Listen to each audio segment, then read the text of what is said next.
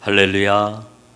자, 우리 하나님께서 여러분 모두에게 예비하신 대로 은혜와 복을 풍성하게 내려주시기를 간절히 바랍니다. 오늘은 송년주일입니다. 그리고 성탄 후 첫 주일이기도 합니다. 오늘 그러니까 굉장히 뜻깊은 주일이지요. 저는 유튜브에서 한 영상을 흥미롭게 보았는데 한 노인과 한 어린이가 나와서 대화를 하는 그러한 그 내용이었습니다. 두 사람 나이 차이가 얼마나 났느냐? 57년이나 차이가 나는 노인하고 아이하고 이제 이야기를 나누는 겁니다. 여러분 생각하기에는 아니 이렇게 나이 차이가 많이 나는데 얘기가 될까? 그런데 아주 매우 흥미로운 대화를 한 7분 정도 이렇게 이어가는 것 같았습니다. 그 중에 일부를 여러분들에게 소개를 하면 이런 겁니다. 노인이 아이한테 이렇게 묻지요. 나이가 어려서 제일 안 좋은 게 뭐니? 물었더니 아이가 대답을 해요. 숙제가 너무 많아요. 예? 숙제가 너무 많대요. 그러더니 아이가 또 노인에게 묻습니다. 나이가 많아서 가장 안 좋은 게 뭔가요? 이렇게 물었더니 노인이 대답을 합니다. 어렸을 때 할 수 있었던 것을 하지 못하는 거란다. 그러자 아이가 이렇게 대답을 이어봤지요. 바닥에 있는 물건을 허리 숙여서 집어 올리는 거요. 이렇게 얘기를 해요. 그러니까 그건 아직 내가 할 수 있단다.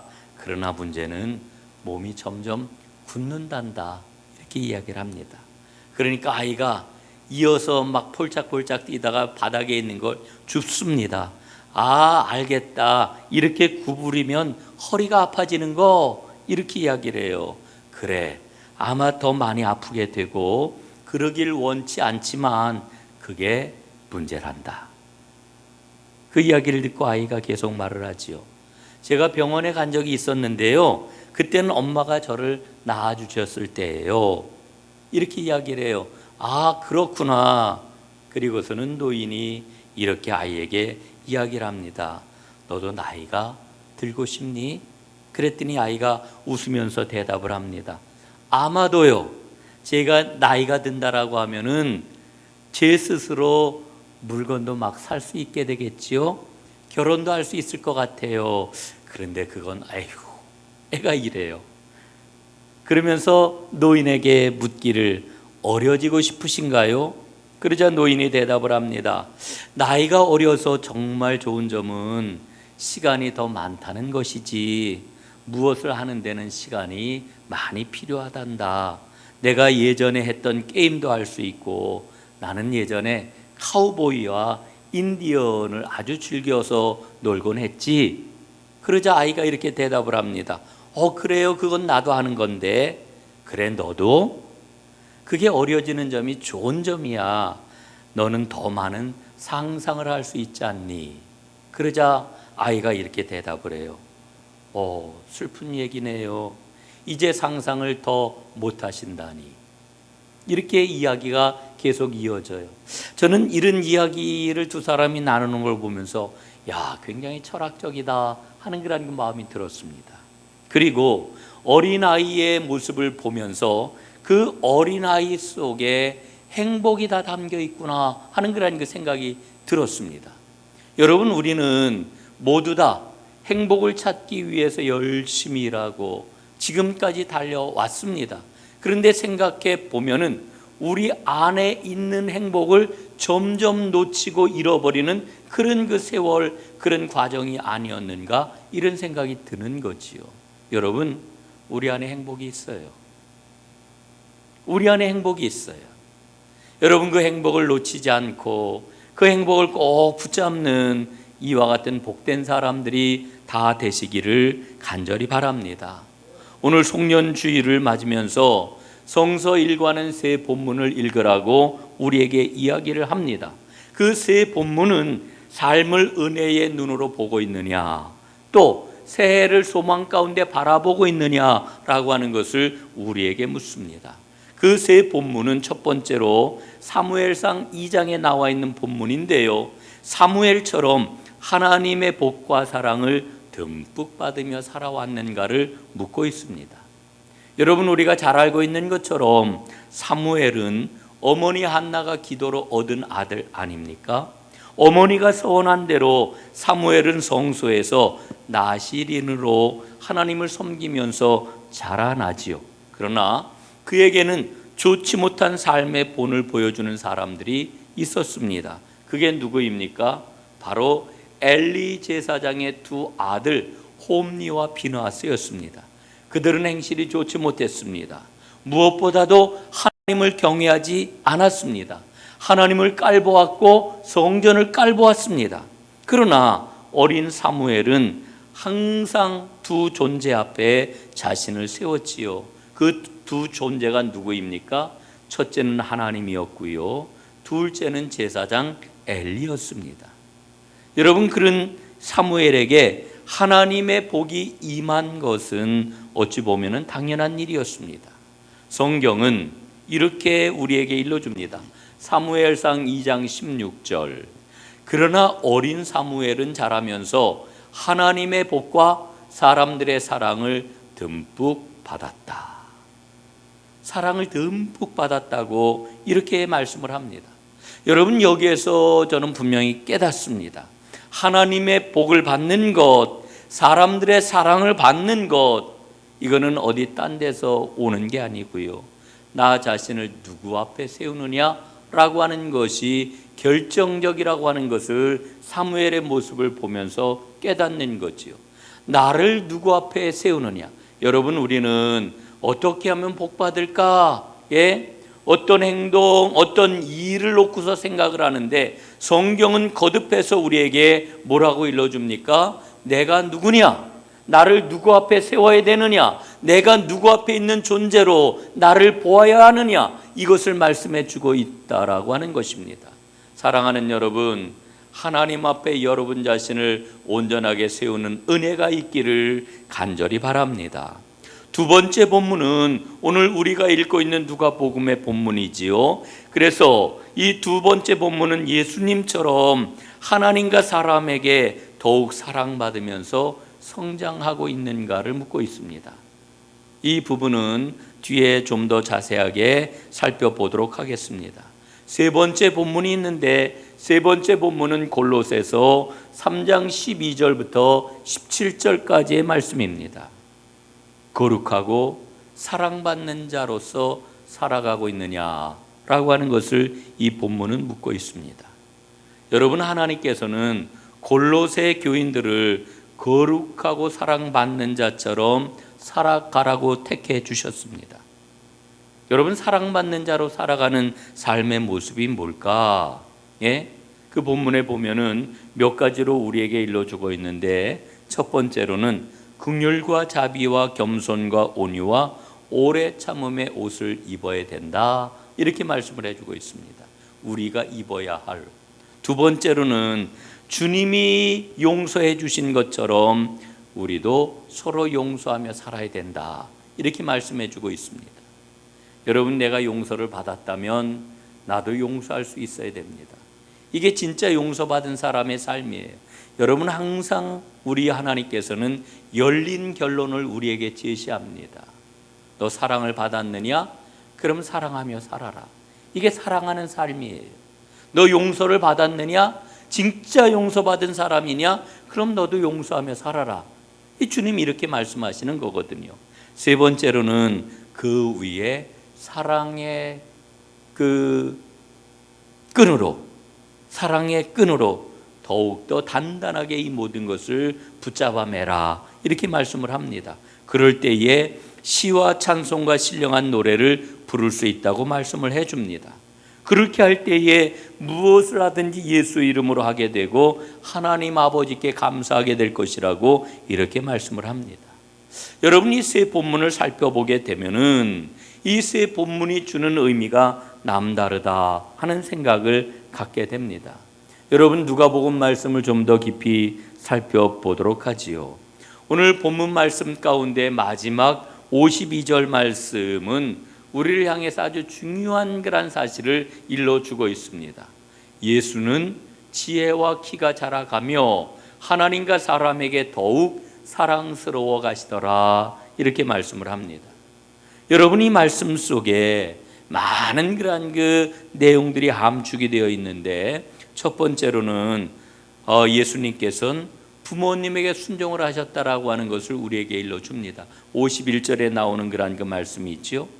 그런데 예수님이 부모님에게 하셨던 이 순종은 사실은 자기를 이해하지 못하는 부모님에게 한 순종입니다.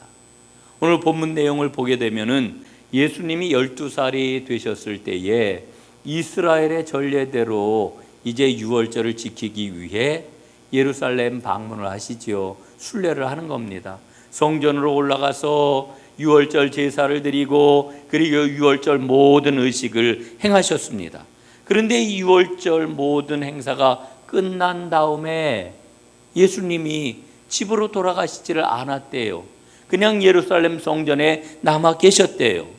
그런데 예수님의 부모님들은 예수님이 함께 집으로 다 내려가는지를 알았어요. 여러분, 옛날에는 그냥 가족들 4명이서 가족들 3명이서 이렇게 순례를 했던 게 아니고요, 그 동네에 있는 일가 친척들이 한 무대기로 함께 이제 순례를 하는 겁니다.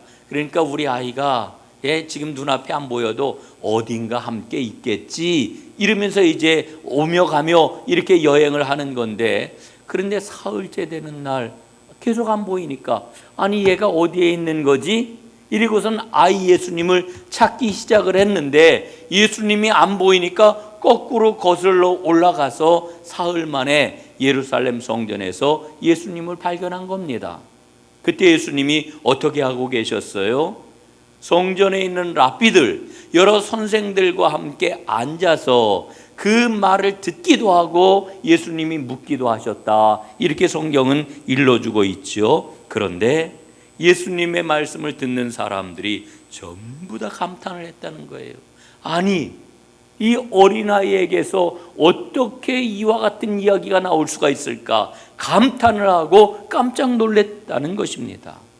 이런 장면을 예수님의 부모님들이 와서 본 거예요. 그런데 예수님을 보고 그 부모들이 어떻게 했습니까? 예수님을 나무랬습니다. 아니, 너 여기서 뭘 하고 있는 거니? 예? 너 여기서 뭘 하고 있는 거냐? 내 아빠와 내가 너를 얼마나 염려하며 찾았는지 너 여기서 뭘 하고 있는 거야? 이렇게 이야기하는 부모에게 예수님 뭐라고 말씀을 하십니까? 내가 내 아버지 집에 있어야 할 줄을 알지 못하셨습니까? 여러분, 예수님의 부모님들은 예수님이 성전에 있어야 된다라고 하는 것을 이해하지를 못했습니다. 예수님이 이렇게 말씀하시는 것은 더더욱 이해를 못했던 것이지요.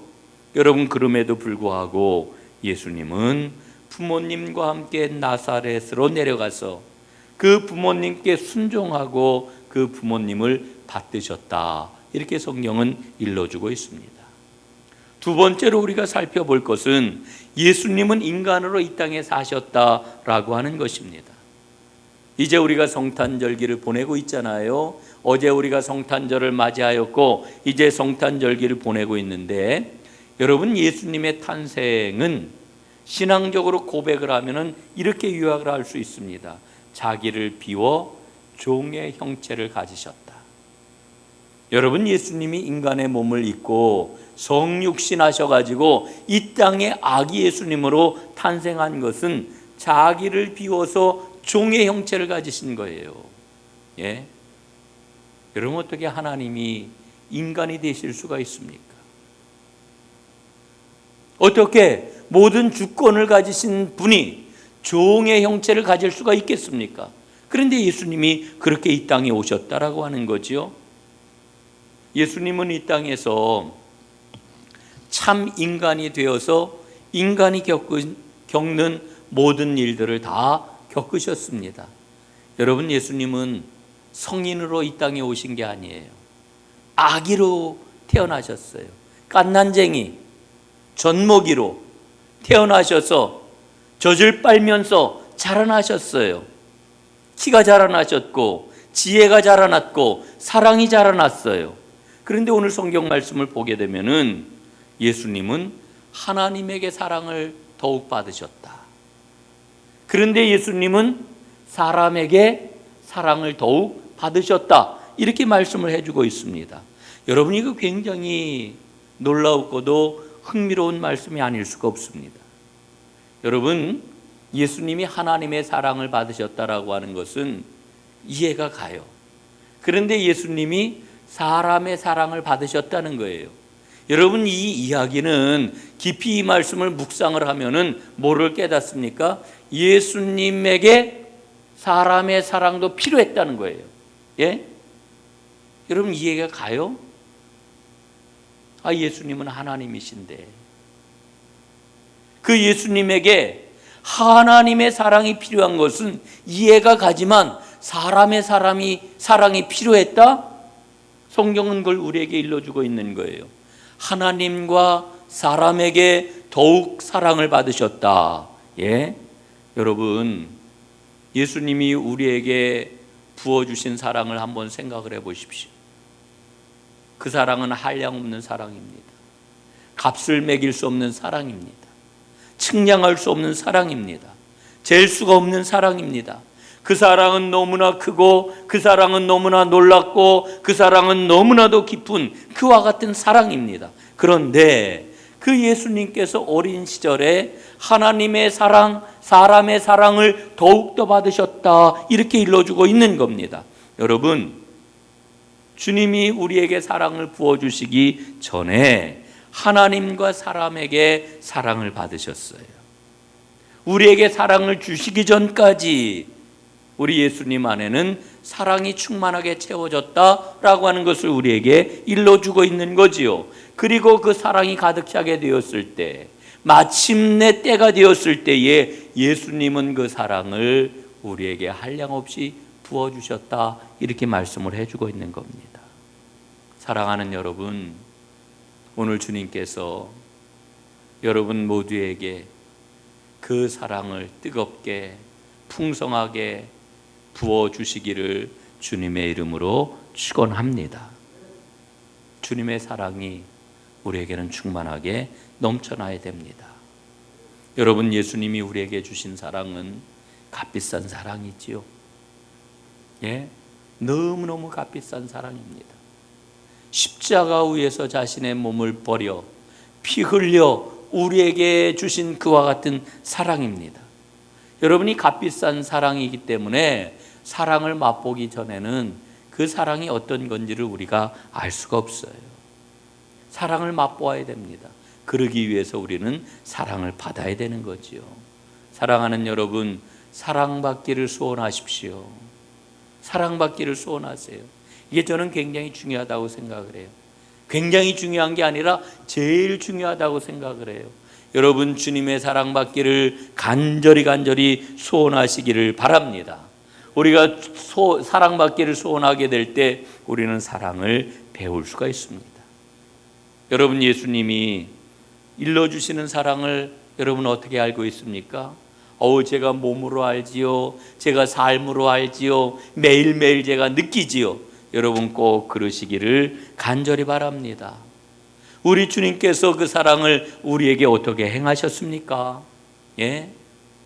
여러분, 예수님의 사랑을 충만하게 받기 위해서, 그 사랑을 날마다 누리기 위해서, 그 사랑을 날마다 느끼며 그 사랑 가운데 살기 위해서 성경에서 일러주고 있는 그 사랑에 대해서 잠깐 살펴볼 필요가 있습니다.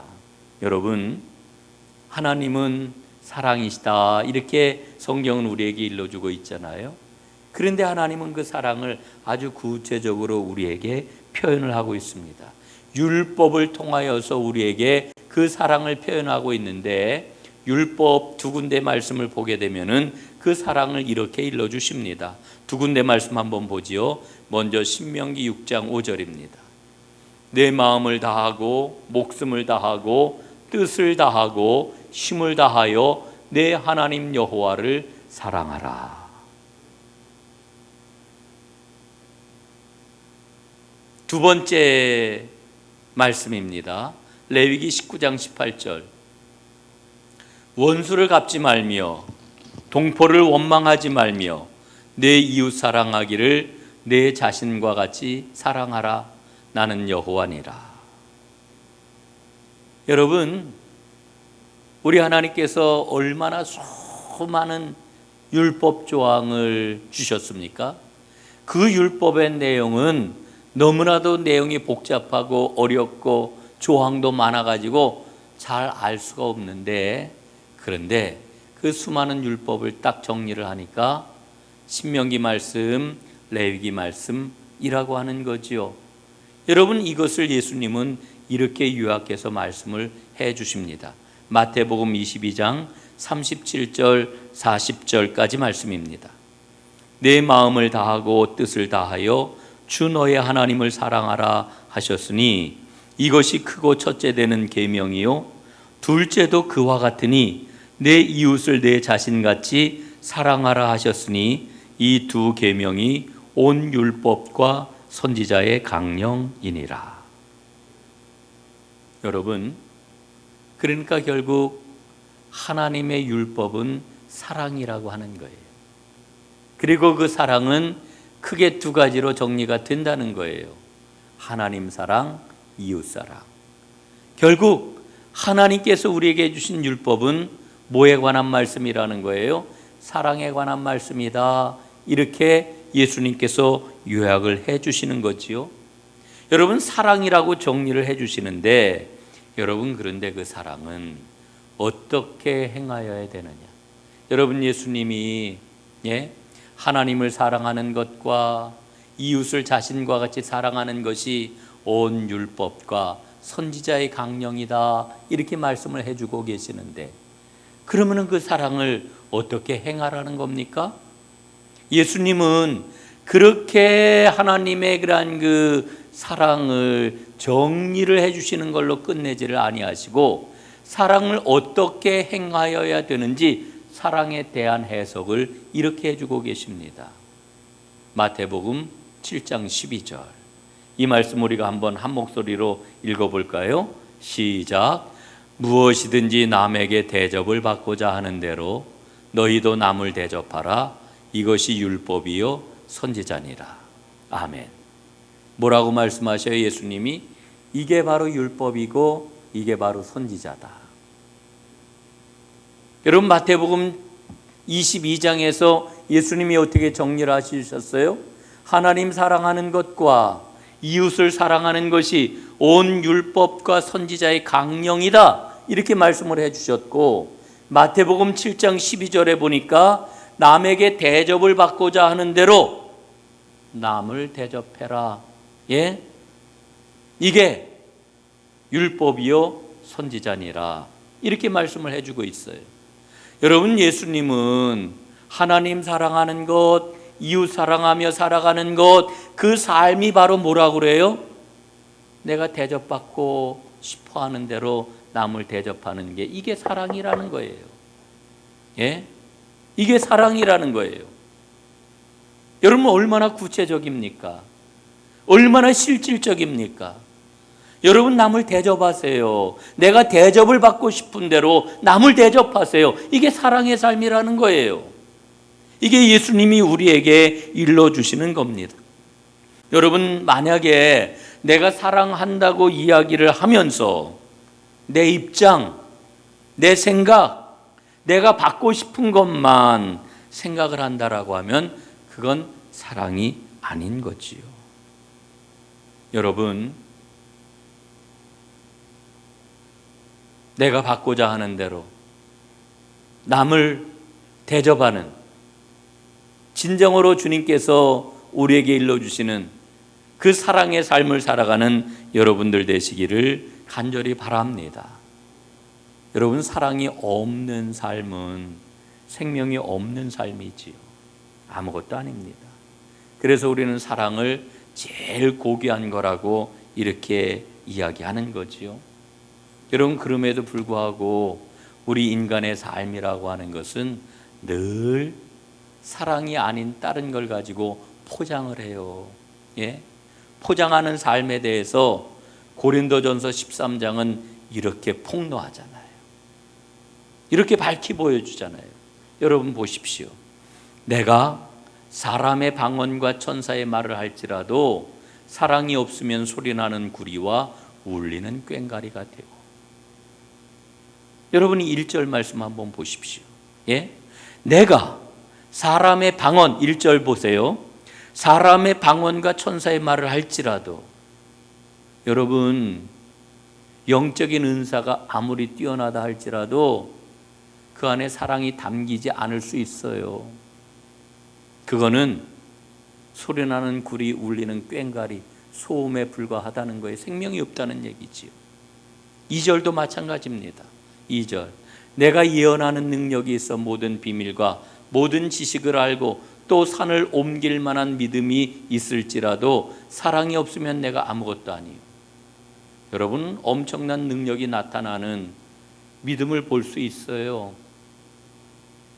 믿음의 능력이 나에게 나타날 수 있어요. 그러나 그 안에 사랑이 없다라고 하면 그건 아무것도 아니에요. 하나님 앞에 가져갈 게 없어요. 예언하는 것, 말씀의 깊은 것, 통달하는 것, 그게 중요한 게 아니라니까요. 3절 말씀 보세요. 3절.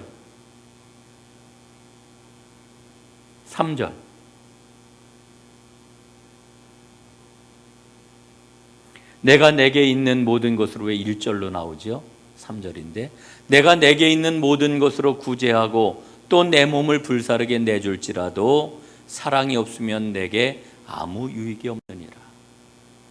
여러분 열심히 구제해요.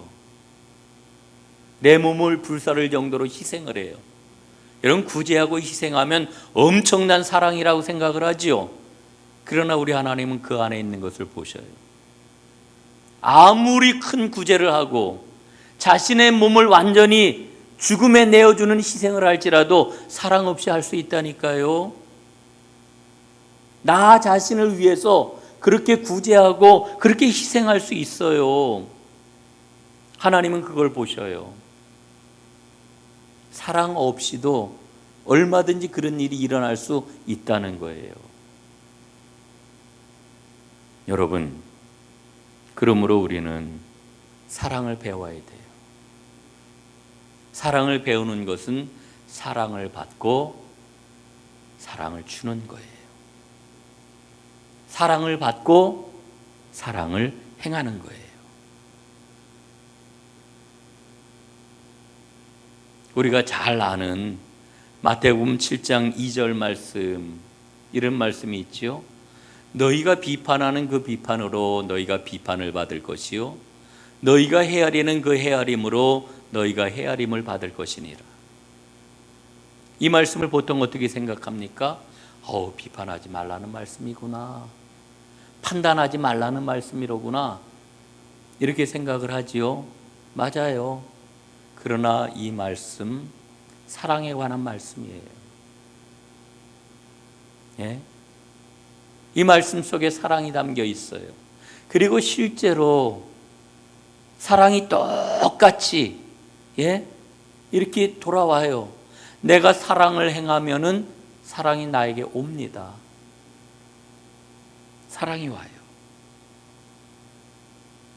우리는 이 사랑을 배워야 합니다.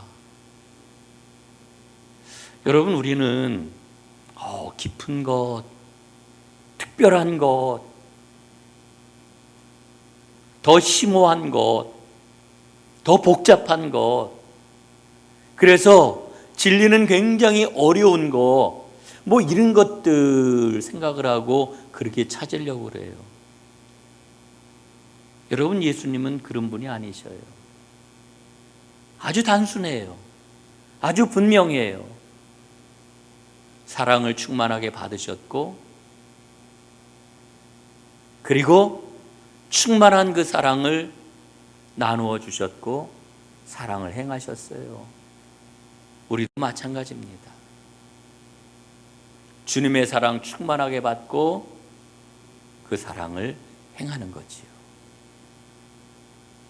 그러면은 우리가 생각하고 있는 그 복잡하고 어렵고 심오하다고 생각하는 모든 것들이 어느 결에 다 맛볼 수 있게 되고 다 알 수 있게 되고, 그러면서 하나님 나라의 깊은 것까지도 통달하는 하나님의 사람이 되어 있는 것이지요. 여러분, 성경을 보십시오. 성경은 서로 복음이에요. 서로 복음. 우리에게 권면하는 모든 말씀들을 보면 서로예요. 보십시오. 서로 아껴라, 서로 순종해라, 서로 섬겨라, 서로 공손해라, 서로 존경해라, 서로 가르쳐라, 서로 격려해라, 서로 기도해라. 서로예요. 여러분이 모든 말씀을 단 한마디로 요약하면 어떻게 요약해요? 서로 사랑해라. 서로 사랑해라. 여러분, 서로 사랑하라 하는 말씀이 예수님이 우리에게 주신 최종적인 명령이에요. 그래서 예수님은 새 계명이라고 일러주시잖아요. 요한복음 15장 12절에 보니까 이렇게 말씀합니다. 내가 너희를 사랑한 것 같이 너희도 서로 사랑하라. 사랑하는 여러분, 그래서 중요한 게 뭐예요? 저는 사랑하라 하는 말씀이 중요하지 않고요, 제가 중요하게 생각하는 것은 내가 너희를 사랑한 것 같이, 이 말씀이에요. 예수님이 나를 사랑하셨어요. 예수님이 우리를 사랑하셨어요. 나에게 그 사랑이 있느냐를 먼저 봐야 돼요. 이 사랑이 없는데, 자본이 없는데 사랑하려고 그러니 사랑이 되겠어요? 여러분, 내가 주님께 사랑을 받았습니까? 주님이 나를 사랑하셨다라고 하는데 그 사랑을 내가 지금 알고 있습니까? 주님의 사랑이 여러분에게 충만해서 여러분 거칠 것 없이 힘있게 능력 있게 서로 사랑하는 하나님의 사람으로 나아갈 수 있기를 주님의 이름으로 축원합니다. 기도하겠습니다. 예수님이 하나님과 사람에게 더욱더 사랑을 받았더라 오늘 우리에게 일러주고 계시는데, 주님께서 그 사랑을 우리에게 부어주셨습니다. 그 주님이 말씀을 하시기를 내가 너희를 사랑한 것 같이 너희도 서로 사랑하라. 주여, 주님의 사랑이 내게 넘치기를 원합니다. 주님의 사랑이 나에게 충만하기를 원합니다. 주님의 사랑이 나의 삶이 되기를 원합니다. 그 사랑으로 인도함을 받기를 원합니다.